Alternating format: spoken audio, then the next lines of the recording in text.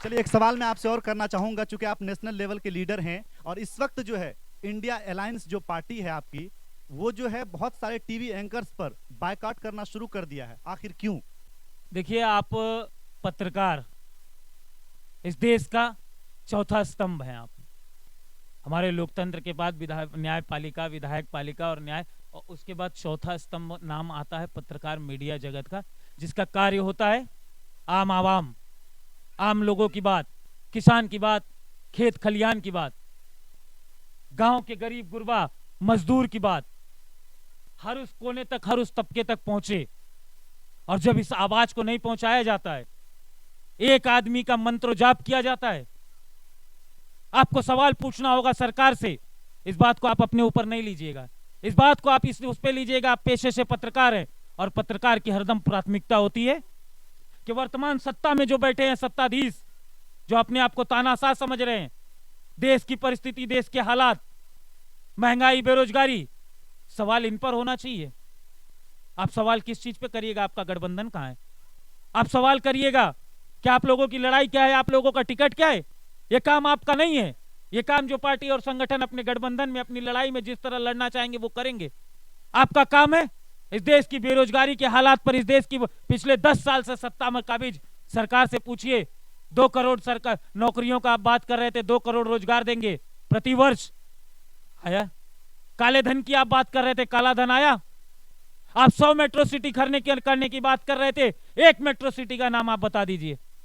इन वादों पर बात नहीं, इन वादों पर जब सवाल नहीं पूछे जाते और जब विपक्ष के नेताओं से पूछा जाता है, आज भी हर सवाल पर, हर जवाब पर नेहरू, हर सवाल हर जवाब पर मुलायम सिंह यादव, हर बात पे, हर सवाल पे पुराने उन नेताओं को, कर्पूरी जी, लोहिया जी, जयप्रकाश नारायण जी, वो तो चले गए। जो उनका जमाना था, जो उनका समय था, उन्होंने हर वो चीज इस देश को सबसे बेहतर देने का काम किया। आपने पिछले 10 साल में सबसे बेहतर क्या दिया? आपने पिछले 10 साल में बेरोजगारी का ये आलम, ये परिस्थिति जो खड़ा की, जब इस पे सवाल नहीं पूछा जाता, जब इस पे पत्रकार नहीं साथ देते और पत्रकार मंत्र जाप करने लग जाते और किसी एक आदमी को, एक व्यक्ति को ऊंचा दिखाने के चक्कर में सुबह से शाम तक अखबार खोलिए, टीवी देखिए, पत्रकार देखिए, आप सवालात क्यों नहीं दिखाते? पहले आप देखते थे अखबारों में गांव के किसान की, गरीब की, मजदूर की, आज सिर्फ एक फोटो, दूसरी फोटो, तीसरी फोटो, ये कर दिया, वो कर दिया, वो कर दिया। आपके किताब में, आपके रजिस्टर में गांव का मौसम गुलाबी है, ये आंकड़े झूठे हैं, ये आंकड़े किताबी हैं। ये पत्रकार जाकर वहां बताएगा इस गांव के लोगों के क्या हालात है, इस गांव की परिस्थिति क्या है, ये आप जाकर बताइएगा, ये आप जाकर उस दृश्य पटल पर रखिएगा। और जब आप वो नहीं करिएगा, आपका बाइकॉट आपके खिलाफ बोलना चाहेंगे लेकिन नहीं कह सकते। आप चौथे स्तंभ हो तो चौथे स्तंभ बनिए, हम आपके साथ हैं। हमसे ज्यादा आपका साथ कोई नहीं देगा। हम पत्रकार का सम्मान करते हैं। राजेश रंजन और पप्पू यादव जी की देन है यूट्यूब पत्रकारिता को, आप देखिएगा। पूरे देश में नेशनल मीडिया, हर मीडिया, हम हर मीडिया का सम्मान करते हैं, लेकिन राजेश रंजन और पप्पू यादव जी ने यूट्यूब चैनल और नए युवाओं, छात्र को एक अच्छा बेहतर तरीका दिया। आज उनके माध्यम से लोग करते हैं और हमको अच्छा लगता है। आप जैसे लोग जो गांव से निकलकर, आप भी कोई बहुत रईस नहीं है, आप भी किसी किसान के बच्चे हैं, आप भी ऐसे किसी गांव की आवाज है। आपके पिताजी, आपके अब्बा, आपके परिवार, आपके जो भी लोग हैं, उनको आपसे उम्मीदें हैं, उनको आपसे विश्वास है। तो इस देश के नेता को, इस देश के प्रति व्यक्ति को, इस नेता के हर आदमी को आपसे विश्वास है कि आप हमारी आवाज उठाइएगा, आप हमारी सच्चाई दिखाइएगा, आप हमारे हिस्से का जो लड़ाई है आप लड़िएगा, आप उसको लड़िए। यह आवाम, हम सब आपके साथ है। और इसको आप नहीं दिखाइएगा तो हम बाइकाट क्या कर सकते हैं? हम इसमें कुछ नहीं कर सकते। आप खुद लड़िएगा और इनके खिलाफ आप आगाज करिए। गांव के हम लोग आपके साथ लड़ने को तैयार हैं। बिल्कुल, जीडी साहब ने जितनी भी बातें कही है वो बहुत ही अहम बातें हैं, क्योंकि जिस तरह से पत्रकारिता का इस वक्त माहौल बना हुआ है, कुछ चुनिंदे जो पत्रकार हैं जो अपना सोच करते हैं, डिबेट करते हैं, वहां पर आपने देखा होगा कि वो लोग दो कौमों को लड़ाने की बात करते हैं। और वैसे चीज़ों को जो है, नफरतवादी सोच के जो लोग हैं, समाज में नफरत ना फैले, देश में नफरत ना फैले, तो इंडिया अलायंस ने ऐलान किया है कि जितने भी 14 पत्रकार हैं जो इस तरह की बातें करते हैं, उनका बायकॉट किया जाए। जीडी साहब, ये सफल हो पाएगा? क्या लगता है आपको?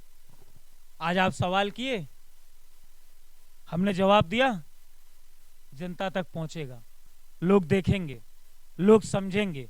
और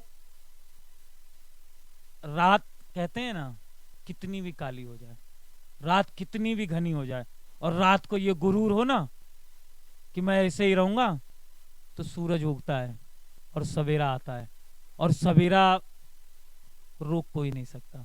तो ये पत्रकार और ये जो दो चार तरह के लोग हैं, ये लाख कोशिश कर लें, ये अंधेरा हटेगा। और अटल जी के जवाब में ये कहते हैं, जिनको ये मानने वाले नेता हैं, जिन्होंने इनकी पार्टी को खड़ी की, वो एक कवि जो इस देश की एकता की बात करता था, जो गंगा जमनी तहजीब की बात करता था, अटल बिहारी, स्वर्गीय अटल बिहारी वाजपेयी जी, जिनके नाम पर ये लोग आज खड़े हैं, जिनके नाम को डुबाने का ये काम कर रहे हैं, उन्हीं के जवाब में हम कहते हैं कि घनी रात का कोहरा छटेगा, फिर सूरज निकलेगा, फिर उजाला आएगा, फिर चमकेंगे, और ये नफरती ताकतें, नफरती लोग बहुत ज्यादा दिन तक सत्ता की नशे में नहीं रह सकते। बस चलिए, बहुत बहुत शुक्रिया, बहुत बहुत धन्यवाद। हमारे बीच अभी जीडी साहब थे, जो जन अधिकार पार्टी के बड़े लीडर हैं, प्रवक्ता हैं। इस वक्त जो है फील्डिंग हो रही है, लोगों को जोड़ने का काम किया जा रहा है, कार्यकर्ता को जोड़ने का काम किया जा रहा है। जोड़ने का काम इसलिए किया जा रहा है क्योंकि पप्पू यादव जी ने ऐलान कर दिया है कि आगामी जो चुनाव है 2024 का, उसमें जो है लोकसभा क्षेत्र से पप्पू यादव जी को गठबंधन का, इंडिया का प्रत्याशी बनाया जाएगा, ऐसा लोग कह रहे हैं। लेकिन देखने वाली बात यह होगी कि आखिर पप्पू यादव जी को इंडिया अपनी टीम में शामिल करती है या नहीं। बहुत बहुत शुक्रिया, बहुत बहुत धन्यवाद।